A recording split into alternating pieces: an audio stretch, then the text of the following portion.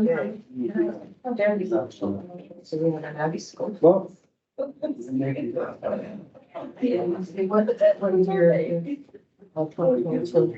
I'm trying to think the freeway, is that better? You must have definitely got space. The only reason we're doing that is we were stuck with doing both at the. Will there be a lot of public comment?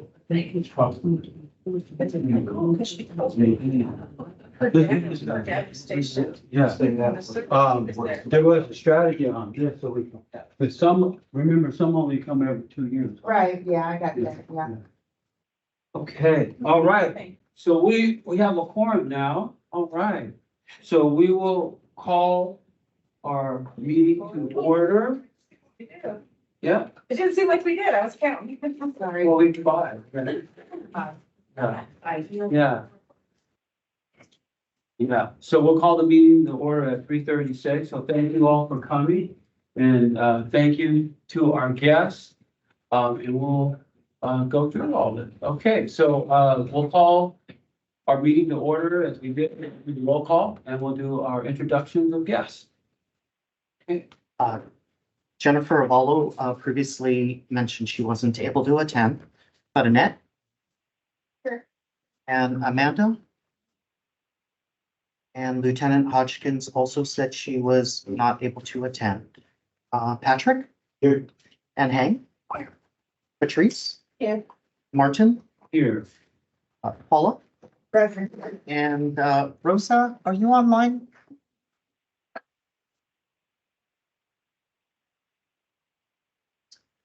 Oh, okay, she was there with us.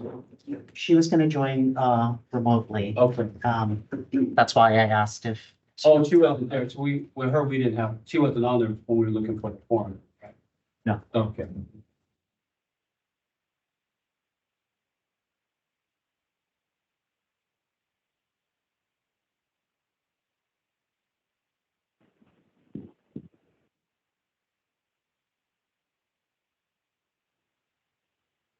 Okay, all right. I thought you were waiting for something else. All right, so let's go on to item number 2, approval of member absences. So we have 2 absences, so Jennifer and Lieutenant Hodgson. So is there any, those are all excused absences, they're all Yeah, notified? and also currently Amanda and Rosa, but I don't know if they'll join shortly. Okay, but they said that those 2 said they were coming? Okay, so we won't worry about that. Hello. So, unless there's any opposition, let me know, call for a motion to approve the absences. Okay, first by Annette, is there a second? I second it. Okay, we have a second, and,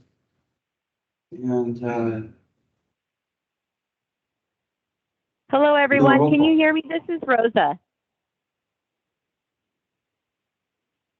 Oh, I'm sorry, a roll call for the, the approval. oh. Annette? Here. Yes, sorry. Patrick? Yeah. Yeah. Patrick? Here.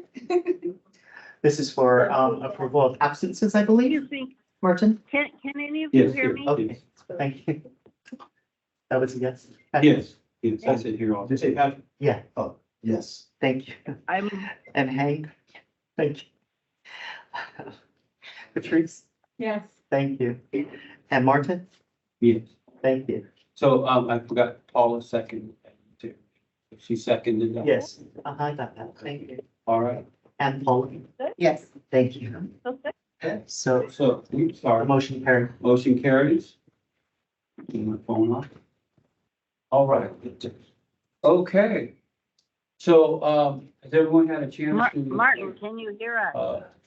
Take a look at Can you hear me, our Martin? minutes? No. Let's look at that. Okay, I saw them. They're fine to me, but we need a first and a second to approve the minutes. The first. For the minutes, Okay, Patrice, was the first, is there a second? Second. And that second, okay. Roll call? Annette, Yes. thank you. And Patrick, Same. thank you. And Hank, Yeah. thank you. Patrice, Yes. thank you. Martin Yes. and Paul, Yes. thank you. Why? Motion carries, all right. Do we have anyone present for a public comment? There is someone on the line. Oops. But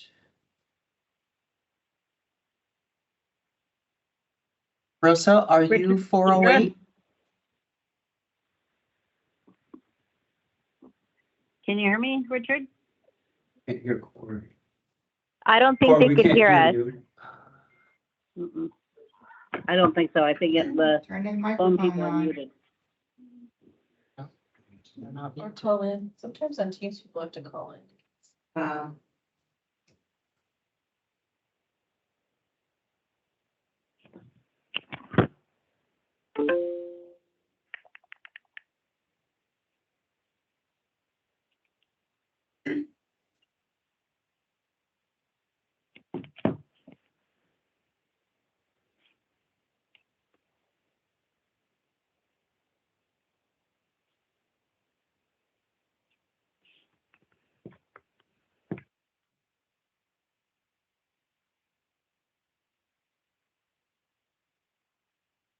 Maybe we should ask them if they're there, can they, type something in the chat if they are present?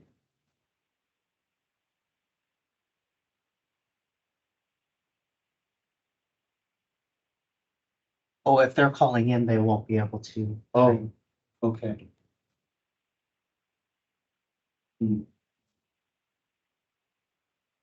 Who is it? Hmm. You know who it is? Maybe we should ask them to try calling back in. Yeah, since we don't know who it is. Check the mic up top.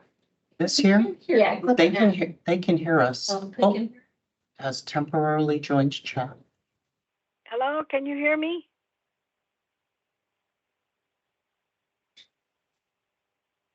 Or check the Hello? volume at the very bottom. Okay. Thank you.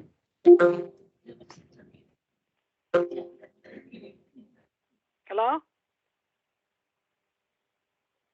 Firefox is blinking. Oh, we should have the same slide. Whatever we should see.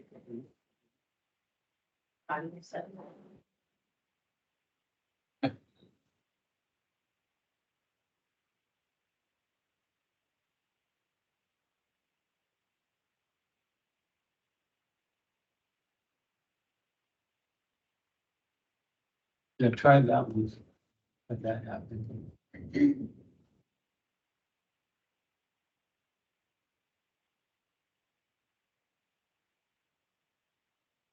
Corey, can you say something now? He switched to another speaker. No? Okay.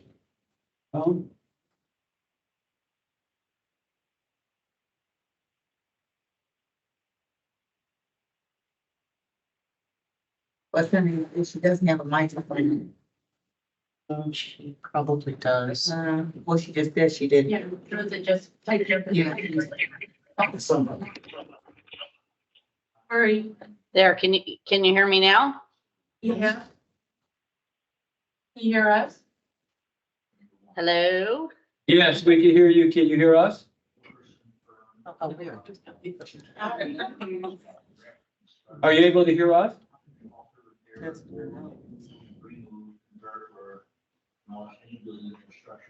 Can you hear us, Corey? Hello?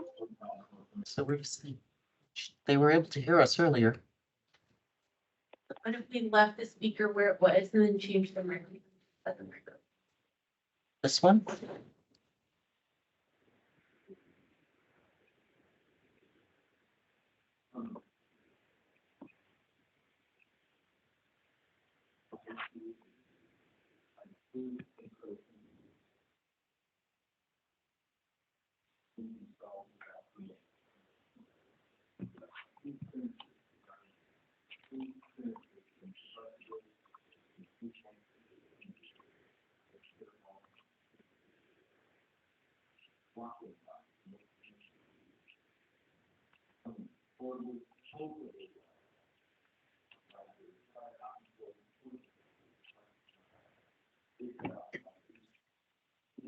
Can you hear us? Anybody? Hello?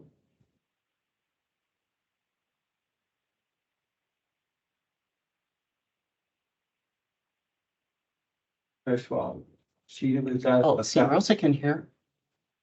Yeah, great, okay. I just, She just speak. can't speak. But we heard Corey for a second. Are we still at, I hear the last person that's left?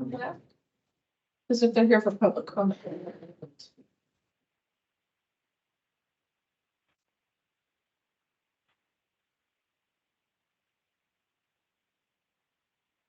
Oh, Rosa doesn't have a microphone, but she can hear through. Okay.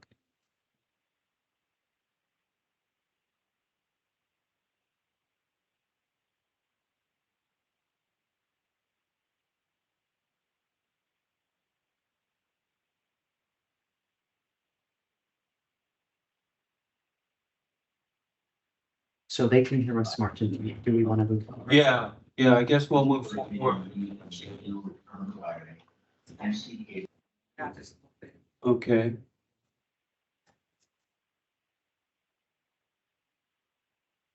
All right, well, we'll continue to move forward. If there's someone in the public comment arena, maybe you can, if you can hear us, okay, maybe you can try calling back in and we'll see if we can make that work. If not, we'll apologize. If you can come in on regular, video conference, you can actually, type your concern into the chat. And then we can hear your comment if there is one, and we will come back and give your comment due attention.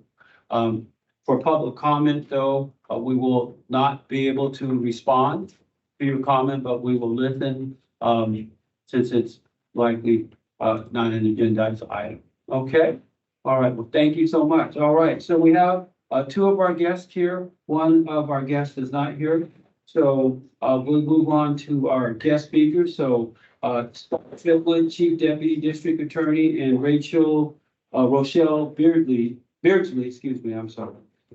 Rochelle Beardsley, Assistant Chief Deputy District Attorney. So welcome. Thank you for being here. So, we want to just go ahead and just, have you all give, introduce yourselves, the type of work that you're doing, some of the effort that you have been making towards the, goals of the county. The county has designated that, inequities, racism, and so forth, and that is a cure for our county, and, that's one of the areas that we oversee here. Maybe we should introduce ourselves. I'm Martin Ross. I'm the chair of the Eeoac, and I'm a citizen. I do not work for the county. Owen Nelson, I'm a citizen, I do not work for the county. Okay. Patrick Menard, it's myself, I work at DHA, UP. Maybe Steve Gonzalez, Personal Services Division. Annette Bezra, Director of Person. Ready to try to Trace Scott, Center Probation Officer. Okay, all right. Well, we'll turn it over to you, and then, the committee probably have some questions to ask. Thank you for coming. We appreciate it. Yeah, so I'm And thank you Scott. for your patience for Yeah. all that. Glad to see that it's not just us that have audio. Well, we're glad to see it's just not us. Wow, all right. Okay, so I'm the chief deputy in the DA's office. So basically, we have an elected, right, Tin Ho. I'm his number two chief deputy. Rochelle is one of state assistant chiefs. She'll tell you what she oversees. So, we both have spent significant portions of our career in the office. I've been in the DA's office since December of '96. You know, I spent my career basically as a trial prosecutor. You know, as most people know, especially those that work in government, eventually you start to go into management positions. I did rotations for trials, you know, in sex crimes, domestic violence gangs, homicide. I've supervised sex crimes, misdemeanors, prison crimes. I was then an assistant chief over our general felony operations. I was the assistant chief over our homicide division. And now I'm the chief deputy. Why don't you go ahead and do your quick background? So, hello everyone, I'm Rochelle Beardsley. I'm also an assistant chief. Scott is my chief deputy, but I'm assistant chief deputy. I oversee what's called the Community and Government Relations Bureau. So in my bureau, I oversee the community prosecutors, if anybody's aware of that program. I oversee consumer environmental protection, the juvenile hall division, as well as community and government relations. We oversee legislation, so I track legislation for the office. And after being promoted to assistant chief, when Tim was sworn in January 2023, Scott and Tim also made me the head of hiring and recruitment for the office. Like Scott, I've been a long time prosecutor. I started a little after Scott, probably like as an attorney in 2000 when I graduated from law school, but I was an intern years prior to that. So I was career trial attorney as well, misdemeanors, hate crimes, gangs, sex assaults. I was promoted as a supervising attorney back in 2016, supervised the misdemeanor unit and then community government relations until I was promoted to assistant chief. Rochelle and I have both been on the hiring committee for some time. I've been on the hiring committee since 2014. And then I kind of took it over for several years. And then about 3 years ago, we handed the reins over to Rochelle, and she's now running the hiring committee. So we got the email from Richard, and just to quote just one portion of it, they, meaning I'm assuming this committee, had concerns about low Black, African-American employee numbers and recruitment efforts, goals to increase diversity, and requested a representative to speak at an upcoming meeting. So here we are. We're mainly just going to speak about, even though we're a large office and we have over 400 employees, we're mainly just going to speak about the attorney population of the office, because I think you guys can correct us if we're wrong. I think that's, you know, kind of like the face of the county and the community, and I think that's where people's interests are. And you know, what's the diversity that you have in your office at the attorney rank. So that's kind of what we're prepared to speak to. So before we kind of get into some of the numbers that are in our workforce statistics report, I think it'd be a good idea for Rochelle to just go through other data that's in our report, but really to highlight all that we do in the community to try to educate members of our county, and then also speak to what we do for recruitment and how we try to hire a diverse yet qualified pool of attorney candidates. So why don't you just kind of run through some of the different things that we do? So my bureau, we kind of, I oversee kind of like the forward facing units in the office, the community prosecutors who are out in various areas of Sacramento, north, south, east. We have a dedicated prosecutor in the downtown core area, and we now have a new community prosecutor in the Elk Grove area as well. So the folks that are out in the satellites, they're stationed in the sheriff's office or the police station in Elk Grove would be Elk Grove Police Department. So their main focus is like quality of life crimes, but it's also community engagement. Is so all the community events, community meetings, community-based organizations, they are always at those events whenever they're invited. They also sit for various community groups, PBIDs, business improvement districts, just to, because things that are affecting our business owners, right? So it's all the forward-facing stuff. In addition to the community prosecutors, I also oversee what's called our Speakers Bureau. So you can access this on our website. If anybody's interested, on www.sacda.org, click on the Speakers Bureau link. And you can have a prosecutor or some DA staff member come out and speak to a variety of topics, hate crimes, for example, elder crimes, things like that. I also oversee community and government Our relations. prosecutors will go out to Yes. nursing homes. Yep. And talk to people that are living there about elder abuse crimes, or just as an example. Financial crimes. In addition to that, we offer a variety of different programs. I'll talk first about the youth programs. We're in schools, we've been to basically every school in Sacramento. We talk about iSmart. It's social media awareness, basically what the dangers inherent in social media as it affects the youth. There's a parent component as well. For the youth, we also do a crime lab shadow day. We basically open up our crime lab to high school students in Sacramento. It's open to everyone. It's free. We have 2 of those days. We have a downtown shadow day where the students come and they meet with us. We talk about cases, and then we give them a tour of like the jail, sometimes probation is a partner as well. And the public defender, I know Amanda sits here. She gives a presentation to the students as well. The last thing I want to talk about the youth is we have youth academies. We used to run 4, you can believe it, youth academies simultaneously in Sacramento. We started that in 2015. One in the north area, one in the south area, one in the east, and then one in Elk Grove. So we also cover the Galt students. COVID kind of tapered that down. But we did end up going out virtually in 2020. Last year, we were back virtually because a lot of the kids for sports and stuff, they wanted that, but we were also in person in Elk Grove. So that's on the youth side. We also do gun violence prevention. What is Youth Academy? Youth Academy is basically a 10-week course. Talks about open to high school students in Sacramento, talks about the criminal justice system. We bring in judges, we bring in FBI, we bring in crime lab, defense attorneys.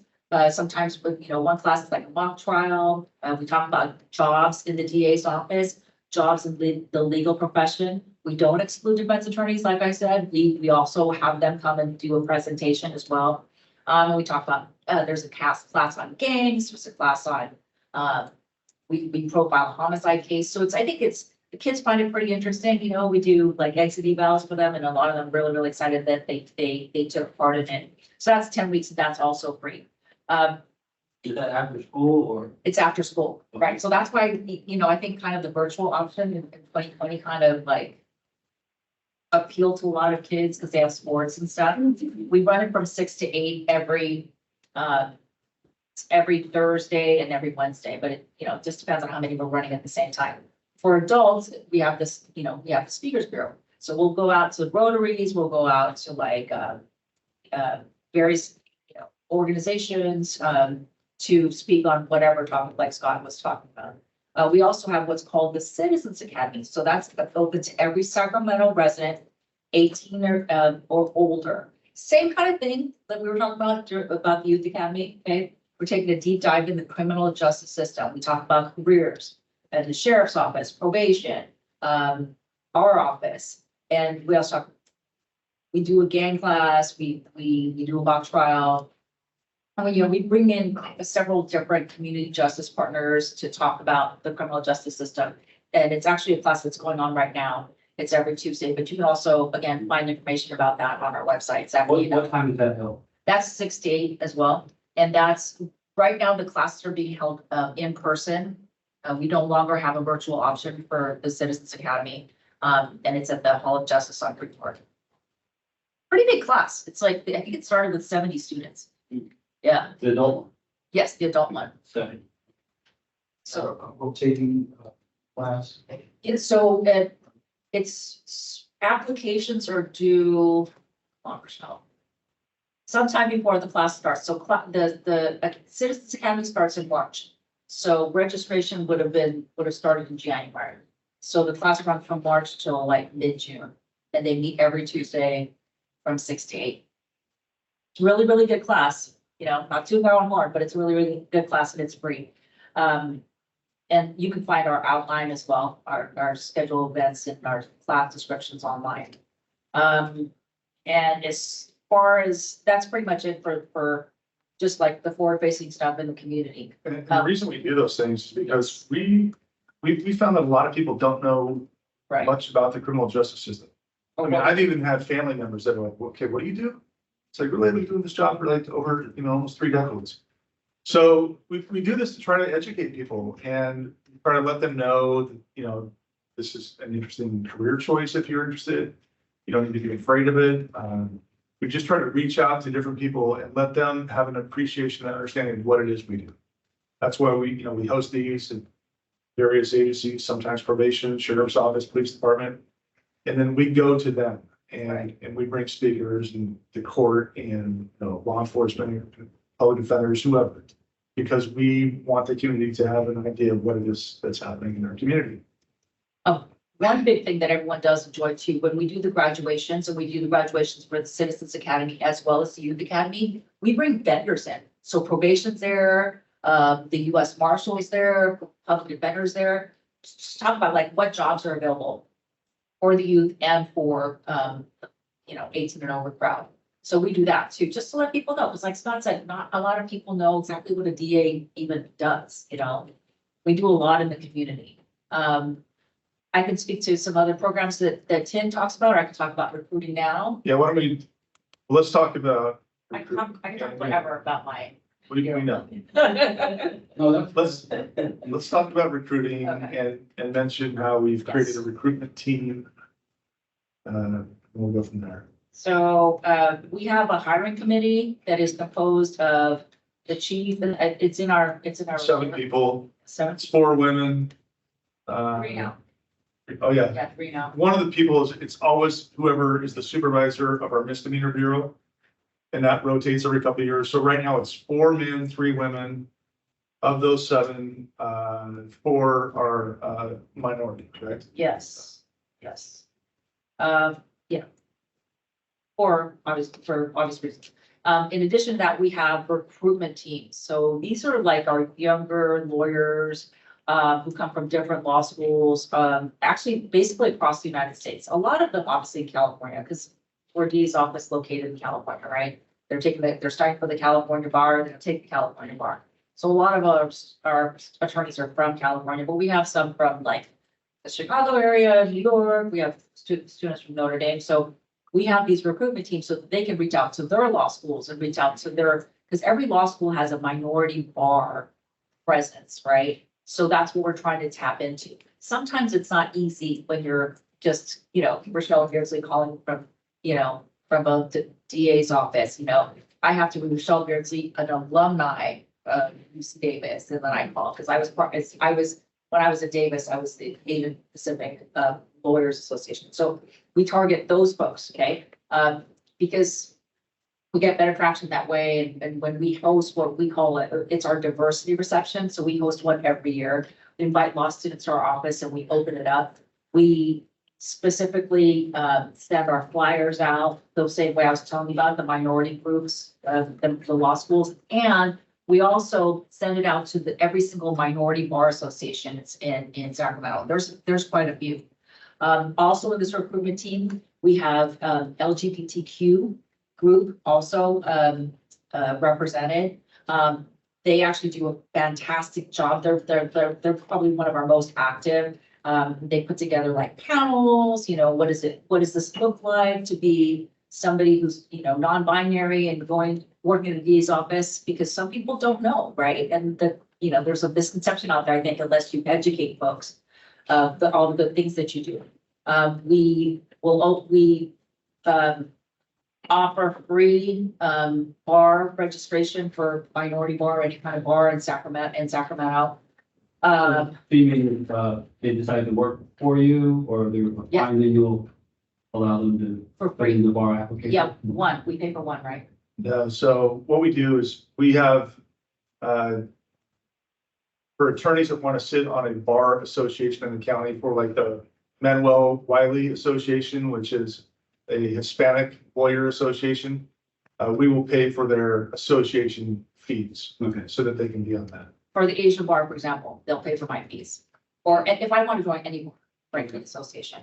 And then we always, there's a We're national, not paying for them to take the bar exam. no. That's the part of the association. That's a right. I'm so sorry. Do you have an African American association that you work with? For the bar association, Wiley Manual, yeah. The African American.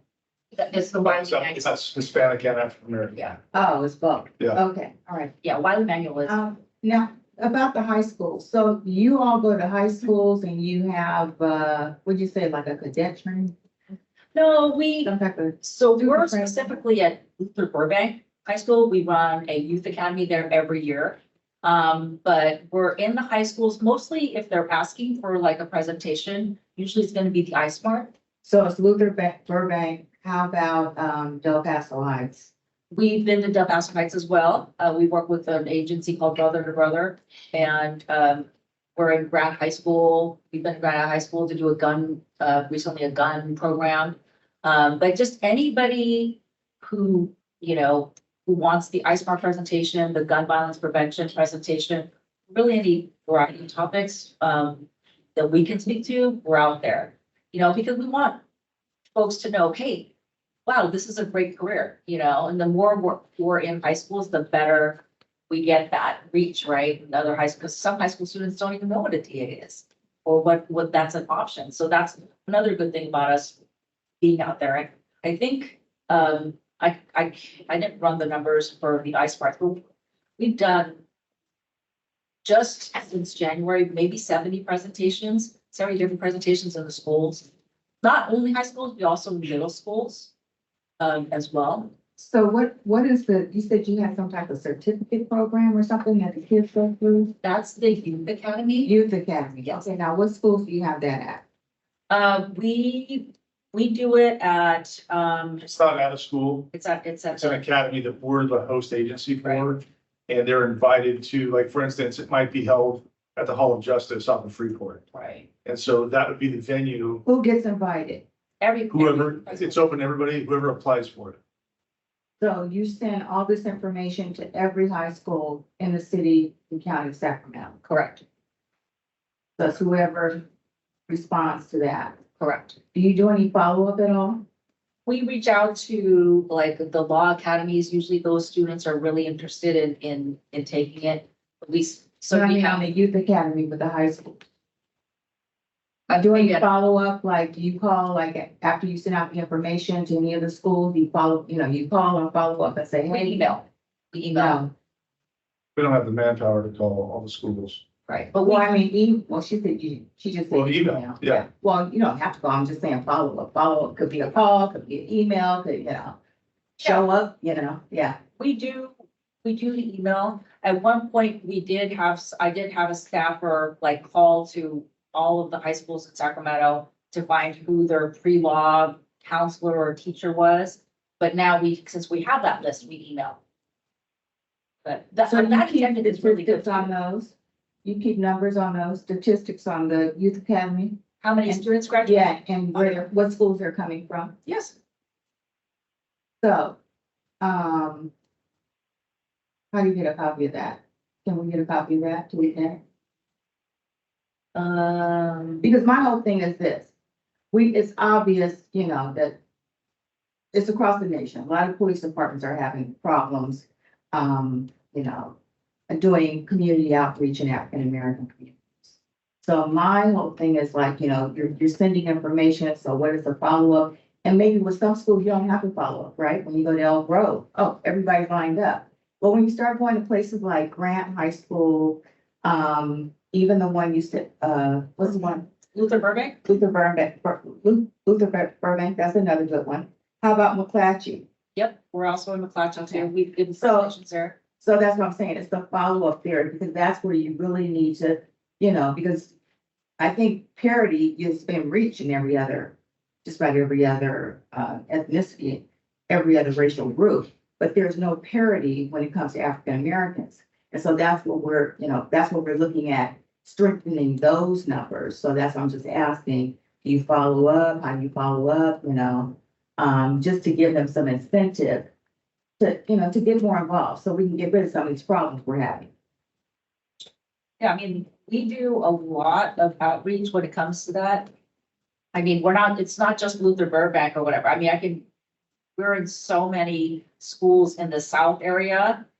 Giving the Ice Mart program during career day, when I was a prosecutor in the South area, I was a community prosecutor in the South area, I was always at like, the schools on Flora Road, talking to kids, like, I'm a prosecutor, this is what I do, just, because I think sometimes for me, it's more of a socioeconomical issue rather than a race-based issue, but when I was out there talking to these kids, it's like, oh, wow, I could be a lawyer. Yes, you could be a lawyer, you know?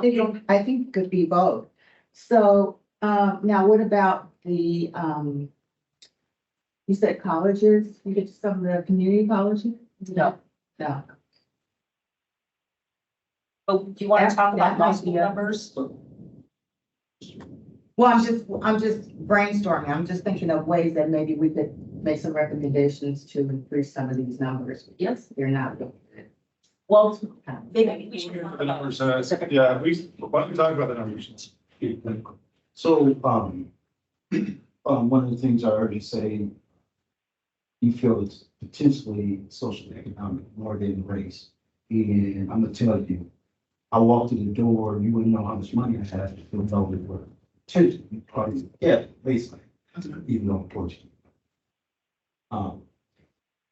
With that feeling, how do we break the reality in our communities that is not social economic? It might be in addition to, but it is race-based why you might not have the participation where I believe don't have when it comes to some of the decision makers in your department. I heard you guys are going to speak on just attorneys, but we have paraprofessionals, we have other positions that are reputable positions in the county, and communities don't know anything about it if they're not exposed to it, right? When I grew up, which was Compton, California in the 80s, big time gangs, drugs, everything. And it was, with the exception, I had family members in correction. It was stay away from law enforcement. Yes. No matter what. And so police, sheriffs were connected to the DA's office, right? So just my experience was to avoid, stay clean, don't do this, like that. However, we ran across law enforcement. So how do you break that? Even today, I heard you want to stay away from your department. I heard somebody say that. You want to stay away from the department. Oh, that was a joke. No, I know it's a joke, but there's a lot of realities and Right. jokes. Right. There's a lot of realities and jokes. Prior to you guys coming, there was a couple of comments, maybe all of the managers are African Americans. This is from our committee members. And another comment came out was, more minorities go to the legal managers. So all these things are Yeah. In probation. really maybe beliefs, maybe assumptions, and maybe realities. But bottom line, what are some of the suggestions to break some of those barriers? You might have some people who are not, be afraid. You might have some people who aspire to be lawyers. We all want to be a firefighter, a police officer, a lawyer, a doctor. But there's other positions in your department that are honest, good career positions, and how do we open up those positions to make people aware? Because half the people don't want to have anything to do with the DA's office or any law enforcement officer. That this is reality. Yeah, exposure, get that a wider range. How do what are some of the ideas or what are some of the things you do? I understand offer these things, but the reality and the outcomes with minority representation, specifically African Americans, this time because we looked at some of the stats and it didn't reflect the numbers in our county. So what are some of the? Well, let's talk about that. Yeah. Because I think numbers, you gotta be careful with what they mean. Definitely. Um, That's why we asked you to come. okay, so looking at the table 1 on the workforce statistics report for 2023.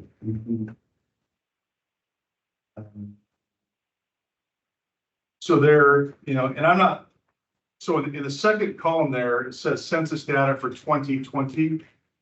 I'm off the top of my, I think I'm just gonna assume that that is County of Sacramento population. Okay, Richard saying this. That was my assumption. Okay, so that right there says the Black African American population in Sac County is 9.2%. And then if you continue in that line over to the right, 4 more columns, 2022 County of Sacramento workforce composition is 11.5%. And then if you, let's just go over to the lowest number there, keep going to the far right in that line, district attorney workforce composition, 4.2%.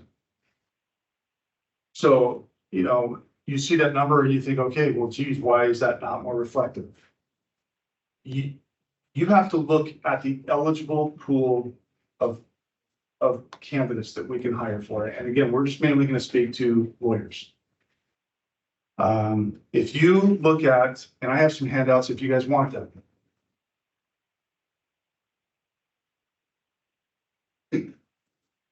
I'll just take a moment while those things get handed out. There's one each. Yeah, sure. Why don't you do that one? I'll do this one. Thanks.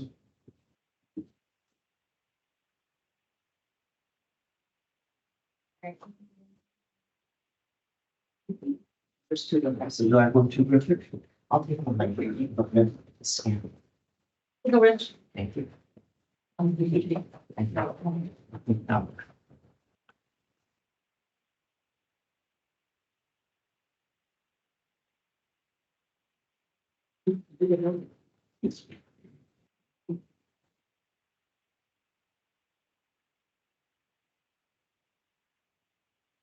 Yeah, talk about that. Okay, so if you look at this first one here, it's kind of funny. I tried to make it as dark as I could. State Bar of California at the top, with the State Bar seal, and then it's got what it calls Table 3. Y'all have this one page? Yes. Yeah. Okay. So again, you have to look at those numbers and recognize that we are, for attorneys, we can only hire people that 1, go to law school, and 2, graduate, and 3, want to be prosecutors. So if you look, this is from the State Bar's website for 2022. And it looks at enrollment by type of law school compared to the California adult population. And according to the State Bar's website, in 2022, Black or African American made up 6% of California's adult population. For ABA approved law schools, Black or African American made up 5% of the enrolled population. So I'm just going to focus on ABA approved schools because we will occasionally hire a student from a non-ABA approved school. What is ABA? American Bar Association. Okay. All the law schools that, you know, you've heard of, the names that would sound familiar to you would be ABA approved. There are other categories of accreditation. Like for instance, here in Sacramento, many of you probably heard of Lincoln Law School. Okay, that's not an ABA approved law school. It's a California accredited law school. But for the purpose of these numbers, we'll just focus on ABA approved schools. So you see there that the Black or African American population only makes up 5% of the law student enrolled population. So that right there shrinks down our eligible pool of candidates. If you look to the second page I gave you, and there's the chart to say what's the front one. Okay, go to page 2. It's top left corner. It'll say page 2. So it's just the back side. This is again from the State Bar's website, and it's the bar passage rates for first-time test takers from ABA schools that are in California. You can see that the bar passage rate for first-time test takers among the Black population was less than 50%. California's got. Yeah. It'll be right here on page 2. Oh, Oh, no. Good. So if you look at that top row, California ABA approved. This is a table for first-time test takers. Black student population passed just under 50%. So if you look to the enrolled students in ABA approved schools, Black population is only 5% of enrolled students. And then, What does that 5% equate to? I think you could find that in there. I don't know if I have those tables here. I don't know if that's on the state bar's So website. that could be 2,000, you don't know, but it's 10. But it doesn't matter, right? Because we're looking at the eligible pool of candidates. Yeah. So if you had the 5% that were even in law school, and then less than half of that 5% is even passing the bar exam, our eligible pool of candidates is like around 2.5% of all people that have passed the bar exam. That's a very small number. So I know, I'm assuming that the number here on the workforce statistics report, that in 2023, the DEA's workforce composition for Black or African American is 4.2%. That's actually higher. And I know that it's not like the sort of, like, we're not trying to brag or say, oh, we did a great job. But if you're looking at the numbers, that's higher than the eligible pool of candidates that we can even interview. And then separate apart from that, and we can talk about that, and I'm sure people, yeah. How to be first time takers, where is it broken down by ethnicity? Are you on page 2? Yeah, I'm on page 2. And look at the Where- top. First time, Yeah. is this, oh, I see, this is first time, right? Okay. Yeah, All right, okay. got it? And then this is one they repeat tape. Yeah, repeat, I saw that, yeah, but I didn't see this, I thought this was part of the caption up there.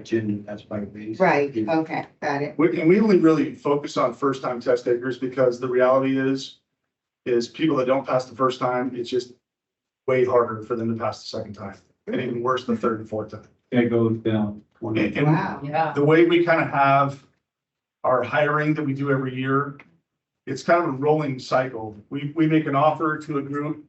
We hope they all pass. The last 2 years, it's been awful. We've had around 50 to 60% bar passing rates of the people that we've extended offers to. And then they don't get to take the bar exam again for several months, and then they have to wait several months more for the results. So by that time, we are already moving on to the next group, the next class that we've extended offers to. So if you don't pass the first time, it's pretty hard to get on in our office, just because we've moved on with the next class of people graduating from law school. So those, yeah, So if they pass the third time, they're not eligible, no, they're eligible. but you said you move on, but can they come back? They can always apply and try to. So try they to still get a could be job. in the pool. For sure. It's just harder to pass the bar.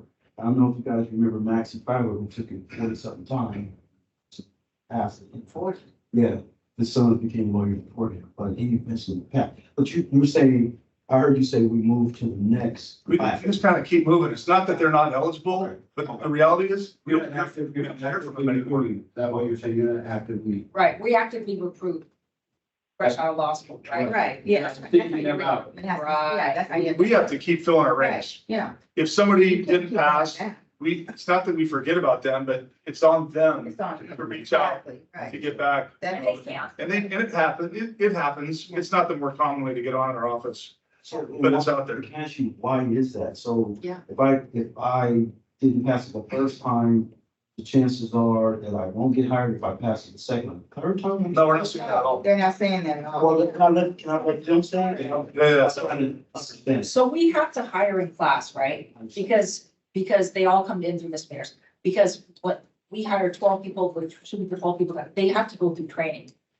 Okay, so we have to line up speakers and stuff, so it's not efficient to train one person, right? It's more efficient to hire a class of them and train the entire class on systems, how to work a file and all that stuff. So people who don't pass the bar, they can't speak on the record. They're not lawyers. I mean, what is my job? My job is to go to court and speak on the record. I'm not allowed to if I don't pass the bar.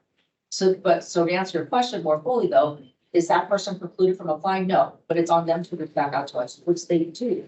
They do reach out to us. After they- Yeah, but it's after they pass the bar too, because it's like, you can't really, you can't practice law. It's Not a card. Yeah, no, I understand. And this 4.2 represents your whole department, not just law here, so I just. That's the whole department, and I think that that's just the raw number 17 of an office of a little over 400. I think Rochelle and I think attorney ranks, I think it's 11, I think we have 11 African-American attorneys. At At a minimum, 175-ish, So that's what, 6%? I don't know. Last time I was on a jury, there was a African American woman who was representing the district attorney's office. So you say you have, what, 175? 175? Right now, it's probably, let's just say 175, this could be a little higher, could be a little lower. I mean, we've always got some issue. So these numbers make sense. 6%.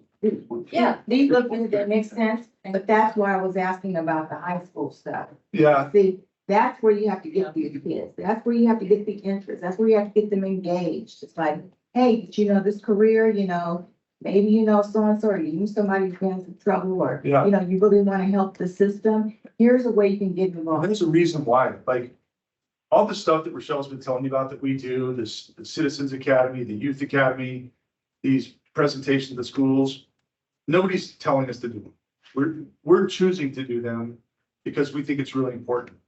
I've been on the hiring committee since 2014. Ever since, I'm gonna say 2018-ish, I cannot tell you the drop off we have seen from minority candidates, just not interested. And we all know why, right? The profession's taken a hit. There's been really negative news stories out there that have really shown law enforcement in a bad light. And prosecution so often, unfortunately, will get lumped in with that. Rochelle and I both have talked to African-American law students. And I asked them, hey, why don't you, can you help us recruit? Can you get other minority candidates to come over here? And she said, like, just thinking one off the top of my head, Scott, I do not tell my fellow classmates or my professors that I'm going to intern in their office because they will vilify me. Not the same for the public defender, not the same. It's different because we're considered law enforcement. And we have had Rochelle's had it too, we've had so many people tell us that. And it's unfortunate. And there's a law professor at McGeorge that encourages his students to not apply for positions in our office. So why is that? I mean, well, I'm not, that's rhetorical. We Yeah. know why it is. It's historical in this country. It's not your fault necessarily, it's not my fault necessarily, but it's a fact.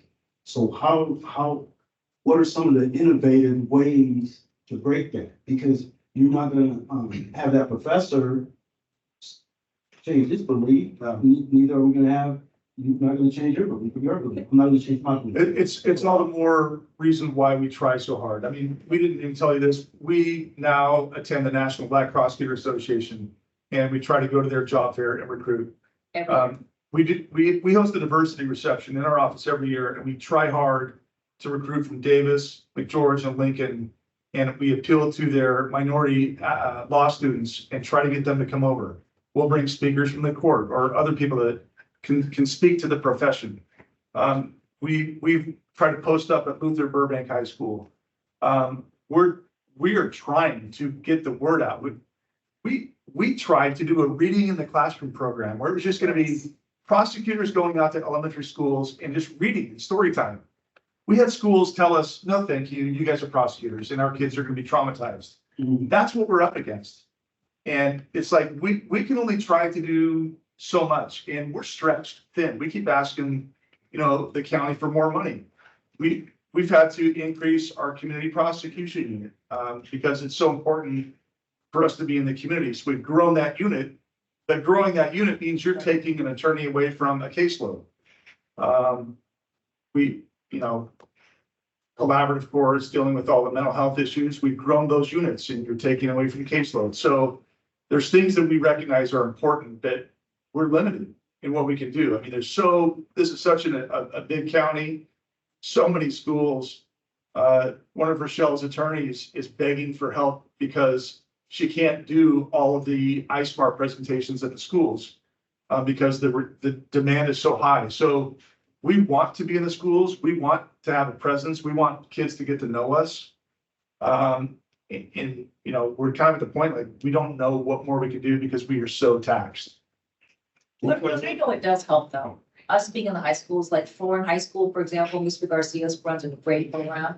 But, so we have a great contingent from Florida High School every year for the youth academy. But just us being out there, like, which I talked about middle schools, we're also actually in grade schools as well for iSmart. Like I've been to Bowling Green, I've been to, a couple of other, there's another, middle school in Meadowview, I forget the. Because my high school is too late. Well, yeah, but it's just us being out there and saying, my name is Michelle Beardsley, I'm a prosecutor. This is what I do for a living, you know, just letting folks know. And then we do a lot of the career fairs too at all these schools. Just letting them know, like, I've talked to people in the community and, you know, because we'll always have booths and information about our free programs and stuff. And some people come to me like, wow, I didn't know you guys did all this stuff, you know, like basically they expected something else, I guess, for someone who's a DA. But unless we're out there doing, introducing ourselves, you know, sharing, you know, education, TIN's a big, RDA is a big prevention and intervention through education. Yeah. And get out there, tell everybody who you are, what you do, how you can help. We have more swag now than we've ever had. Tim's big on taking swag out to the schools, because kids like stuff. Because the kids were like, with fidget spinners, they come up and they talk to us and, you know. That's important. What I want to do, Yeah, they love that. what I'm gonna do is, just a time check, so we're at our 4:30 mark. What I'd like to do is, go around to each committee member, and then, I'll go last, I'll go this way, and then, Patrick, and then you, Paul, and then I'll finish up just to see if anyone has any, final, questions. I want to, thank you all. We didn't know, I'm sure those would be some of the comments, we didn't know you did, as much work, and it's helped. I mean, that's part of, you know, there's obstacles to, I'll say my final comments at the end, there's obstacles, but it helps enhance our knowledge. So let me start with, Patrice, do you have any questions, anything you want to add? Questions. I know you guys are out there trying to really hard. I just think that we need to start, the African American community needs to take responsibility and it needs to start with the top. It's like you said, you know, if I go back to my hometown and I tell them, oh, I'm a probation officer, they're like, what?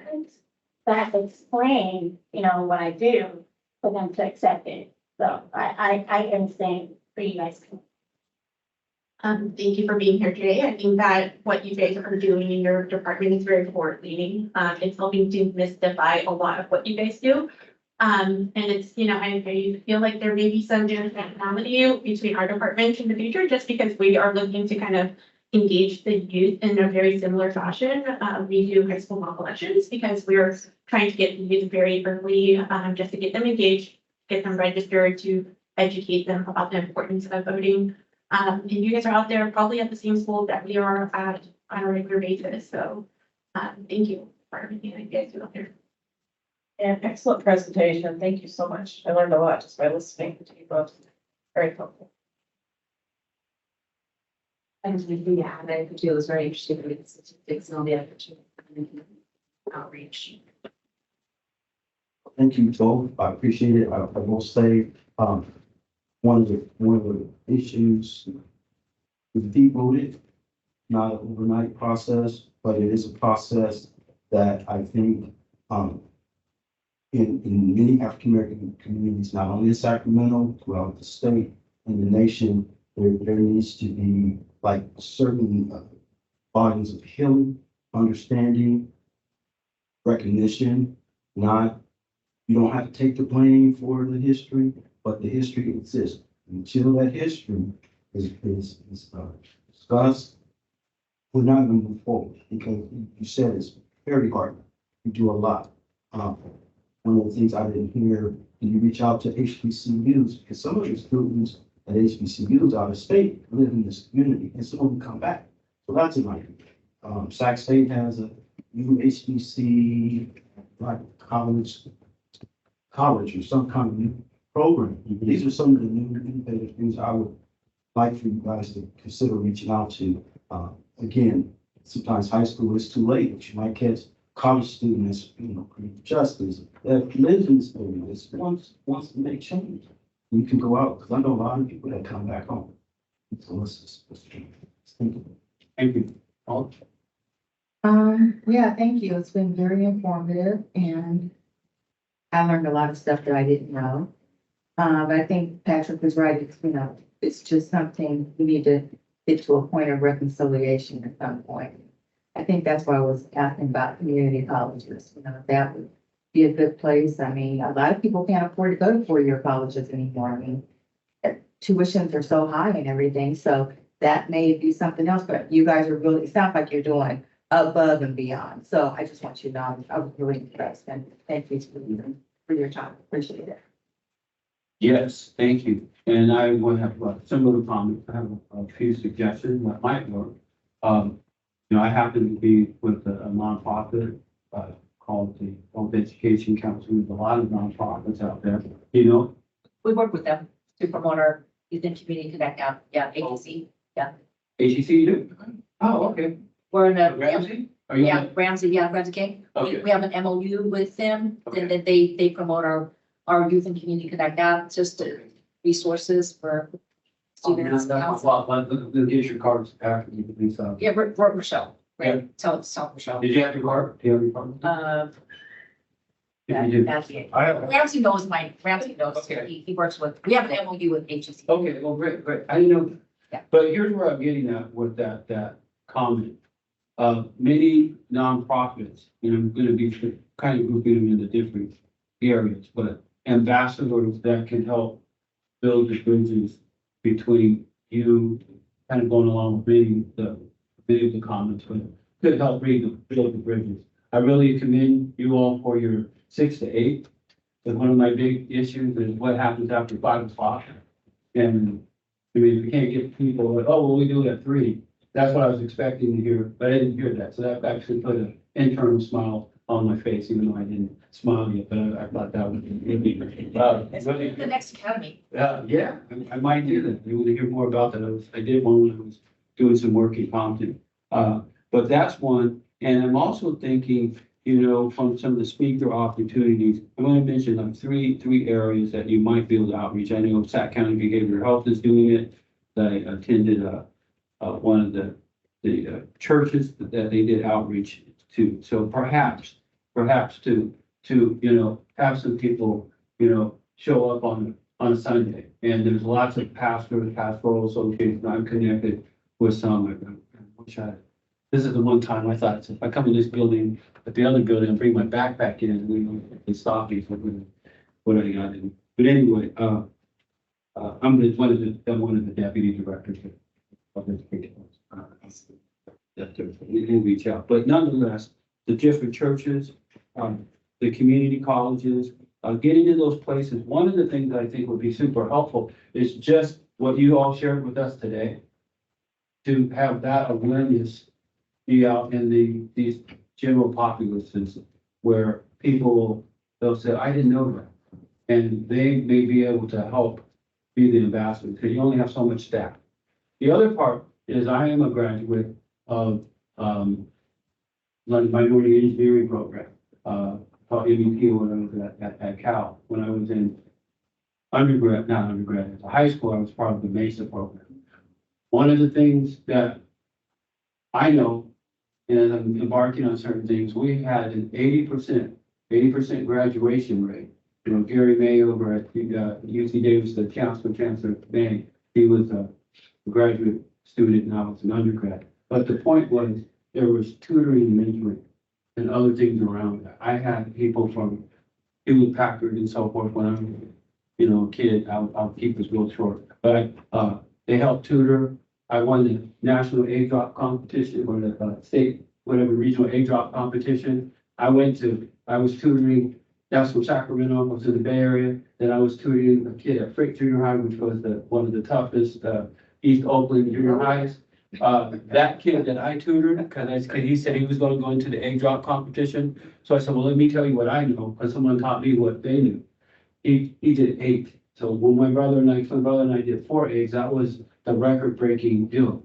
And so my point in all that, I kind of get a little bit of chill bumps, and I get excited about that. The idea that we were present, that we were tutoring, that we were encouraging, and I think if that's possible, as I'm looking at your statistics, the presence of if you have the time, and I don't know how you do it, but if people could go and help tutor and say, hey, we, once a month or so during past the bar season, we're gonna give you our tips, from the district attorney's office on, here's how to pass the bar. This is the present.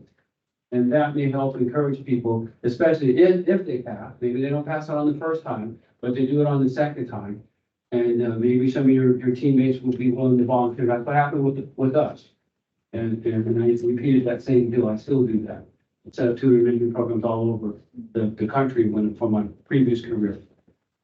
That may be the differentiator that says we actually care, because someone who helped them pass or tutor would say, hey, maybe I should consider, this particular district attorney's office. Among other things. So that's all I wanted to share. I really appreciate we do, on behalf of all of us. That was well done, and it helped demystify some of it, and that's why we think on occasion we need to bring people here, because the staff don't tell everything, and you help show us some other things that we didn't know. So thank you all for your efforts. We really appreciate it. Thank you. Thank you for giving us the time.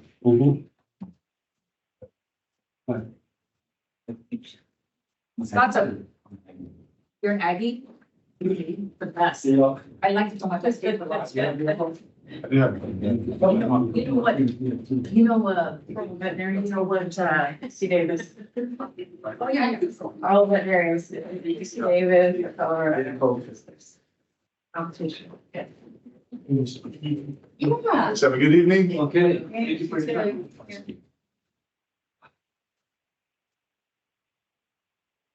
Yeah, Paris is head of mentorship for our office. So nice. Can I do this here, guys? Thank you. Thank you. Thanks. Bye. Thank you, Okay. Richard. Great. Well, good discussion. We need to move through some stats.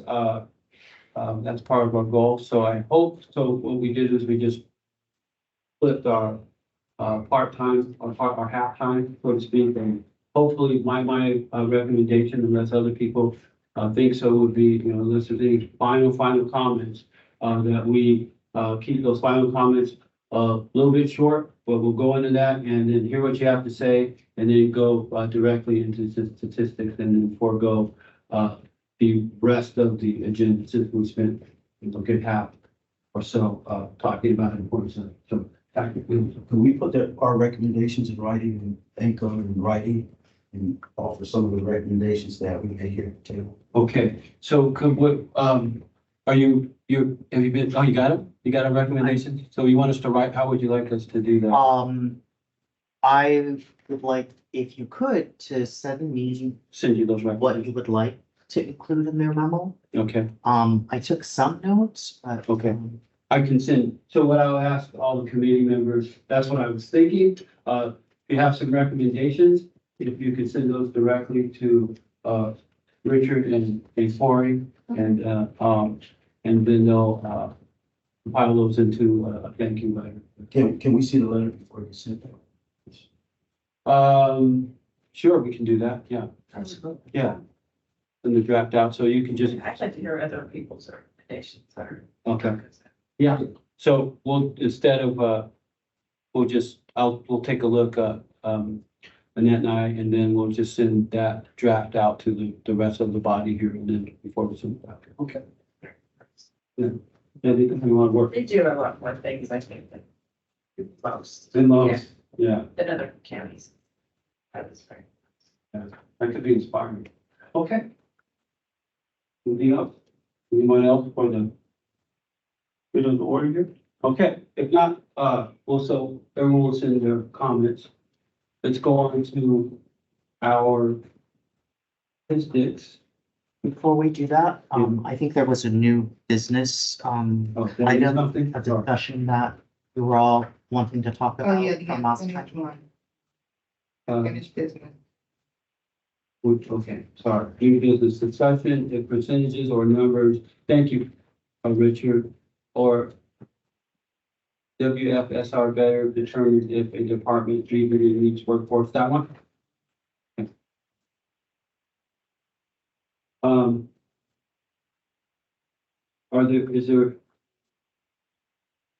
Does anyone want to talk about this one today? So discussion if percentages or numbers in our statistics better determines if a department reasonably meets workforce diversity reflective of our community. I have some thoughts on that. I think we just had an example right there. It may not tell us everything, but if they're looking good, I think we need to call them in and find out what they're doing and see how real that is. If they're not looking so good, as we saw with the district attorney's office, I think we need to call them in and then maybe they're doing better than it would reflect. I don't know, if other people have, comments on the subject. I don't know, my opinion would be that, as we're moving through these stats, as we're reviewing and seeing them, and we get more identifications of things that are working for us but not working for us, and then we continue to make the recommendations to Corey and Richard when they get ready to revise what those statistical reports should be looking like. We can say, hey, we want some changes or adjustments to that before November, right? Plus, we need those changes before the November meeting so that we can continue to do so. But those are my comments that I have. Also, one other point might be that within the narrative, I believe some of what Rochelle and Scott spoke to are included in that narrative that would be helpful prior to inviting folks in. Not to say that you can't, but certainly that narrative is helpful reviewing prior to inviting folks in. Okay. We go around and any comments on the particular item? Second what Richard said, because a lot of the information that we need and we ask for is in the narrative. It is, we're not, I'm just not right there. Yeah, you gotta look at it. I agree. I think that while having them here is beneficial because we hear them reiterate what is already in their narrative. I know that at least from my perspective, when we're putting together narratives regarding our recruitment efforts, we're very detailed for our department and all the things that we do, including like high school mock elections when we're out on high school campuses, career fairs, XYZ. Like we write all of that in excruciating detail to give the committee a very well, like detailed picture of what we do. I think that based on their discussion, I think maybe the only tidbit that we didn't already have included in that workplace or statistics report that they provided us was the bar information regarding like a qualified pool in which they're able to hire or even extend an invitation out to. But I think that a lot of the information is already there. And it might be helpful if we take a peek at that before and try to understand what their recruitment strategies are before we bring them in to have that discussion. I don't think we would, none of what we saw there was still without that bar information. Somebody's saying something. You know my name, Patrick. Somebody is saying something and he's talking. So if somebody has something to say, they should be acknowledged because I'm hearing comments, I'm listening to him, but I'm hearing There was comments. a comment to her, not. But I can hear it. And when you have a side comment to someone. I don't have side comments. I raise my hand. Who do I have side comments on? I raise my hand. No, you're disrespectful. Okay. I raise my hand all the time. I hear side comments every single time. No, say what you gotta say, but be acknowledged first. Don't raise your voice at me. No, say what you have to say. Respectful. No, but you're disrespectful. All right, thank you. Respectful. No, you're disrespectful. So we'll ask for the You've protocol. been at every single meeting because you don't like something. You make side comments, you make side comments, you make comments constantly. Under your breath, say it, be acknowledged. That's how, no. No, You're not gonna tell me what to do, okay? I asked the chair to run the meeting. Okay. I asked the chair to run the So meeting. Go back to what. I asked the chair to run the meeting. If somebody has a side comment, Okay, if someone has a side comment, they should raise their hand. okay. Because I'm listening to you, but I can hear people Okay, talking. so what, for the good of the order and the protocol, so what we will ask folks to do is, to be called upon if there's, other kinds of discussions, and we'll wait for that. Okay, I think. Let's go around the table because I'm not the only one that has. Raise my hand. I know, but what I just read, I don't have side. okay, what I just did though, it wasn't anything to address you or anyone else, but I'm just asking people, To whom? what I'm asking is that, To the whole group. okay, we're still not following a protocol. So My hand is up. I'm establishing protocol. Yes, sir. To respond, I raise my hand 99% of the time. And so only because I want to be acknowledged. But I don't have side comments because I don't have anybody to have side comments with, but I raise my hand. And I hear undertones and under comments about why we have calling people in. And my statement is there was a lot of things that they did not mention in the report that they mentioned here. I don't see anything about the elementary schools. I don't see anything about the high schools in their report. So I'm sure it wasn't like purposefully, but it was not mentioned in the report. And so it was good to have them on. And they still didn't, they only spoke on attorneys. There's multiple other positions that affect the county of Sacramento employee that they did not speak on, and those numbers are atrocious. Bottom line, when it comes to African Americans, when it comes to diversity. And again, I brought up some examples in order to reach those people who might want to be things or positions or classifications other than attorneys.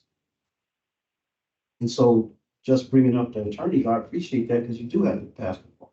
But those, look at all these other positions. None of that was spoken.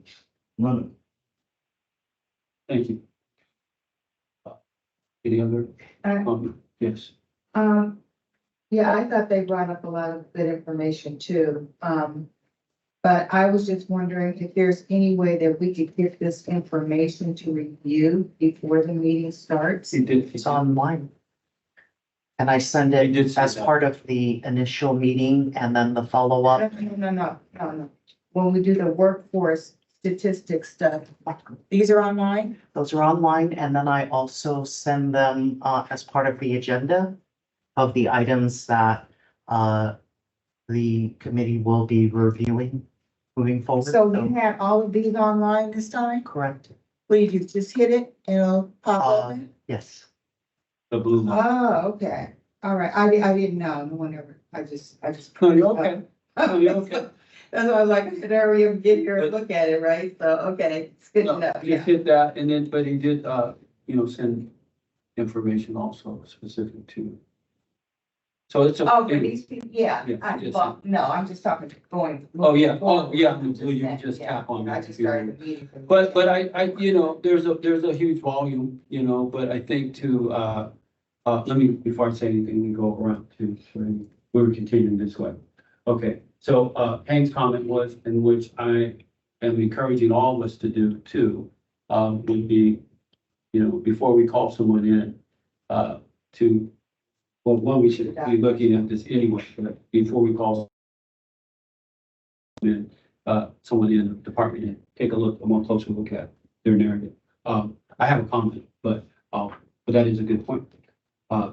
Annette, did you have, or Hank, did you have any? Okay, Annette? Okay. All right.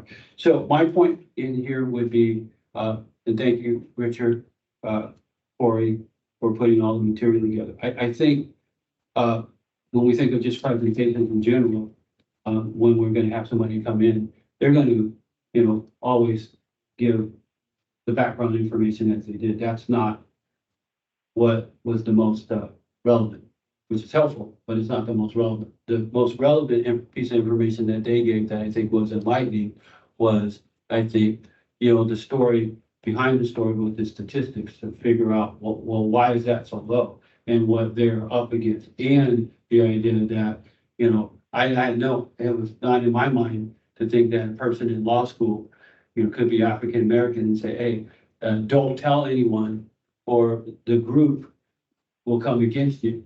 That's not a good situation. I mean, everybody should have the freedom to choose what career they need to go into, but that's what the people are dealing with. So, hence, that's where my comments came from in terms of trying to change, the paradigm of how people view them. Aptly, like if you help somebody pass the exam, they might actually like you. There may be a way to do it. Yeah, I mean, seriously, there's a ways to look at that.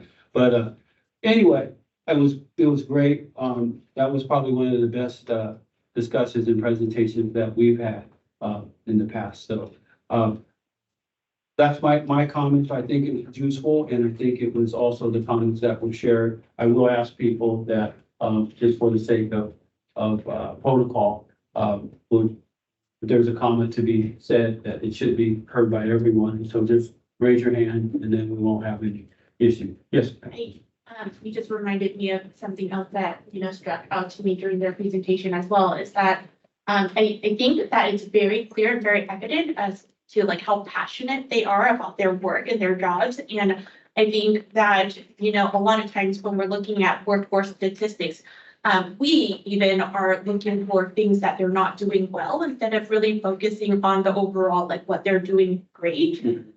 So I think to have them come in here and put faces to them, because that's what we do in our department too, right? It's helping to demystify some of the misinformation that may be out there regarding like organizations, departments, so on and so forth. So I think that just them really being forward leaning, I think it's a step in the right direction.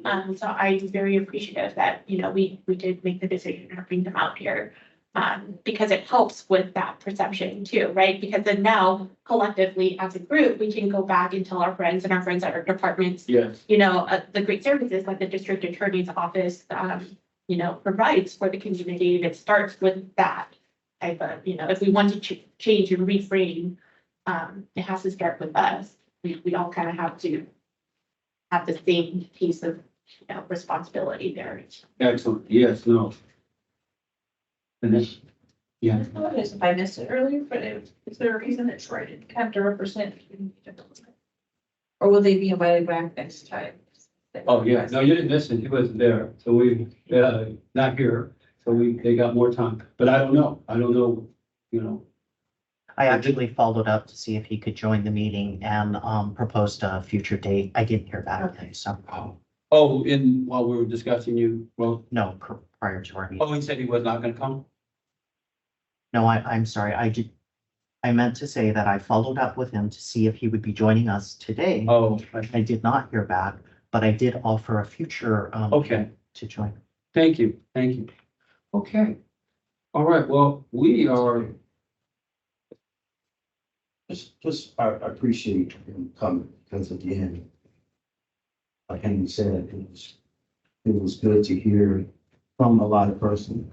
It was good to hear from a lot of people what they're doing. The fact remains that they have not shown us like the details of their other positions, like why aren't they being able to talk to people of color? I get the lawyers, but I'm not, I don't understand, like, let's see, what we, social work position. I don't understand the tech positions. what we could do is, Your deal hasn't been so resolved. here's what we did have an opportunity, well, there's two things that we have. So we have about 1 minute here, but we did have an opportunity to ask those questions. They weren't prepared to do that. So here's what we can do. As well as our recommendations, we can still add a comment in the letter to say that we still would like, other information. Let's take a look at their narrative and see if it addresses. I On the think clerical side. on the clerical side and the other positions, we can add that for Patrick, if you would send that in your comments. And then they will send us a good response. Motion to adjourn. Okay, all right. Do we have a second? Okay, all those in favor? Aye. Okay, Who's a second? Sorry. I think I it was was. paying. I would visit. Oh, you did? You're not after that. You're on. No, I'm not gonna say that, yeah. So impressive. Yeah, they do a lot of things. It's beautiful. Yeah. The programs and everything. You would think that it would be like you went on holiday, it's actually, you know, 3 or more we have. Yes. Well, For sure. I mean, I made the comments. I don't think it's. I didn't know. There's a pool there, there's a library. that- There's all sorts of. It's really nice. I mean, there's a lot of natural. Yeah.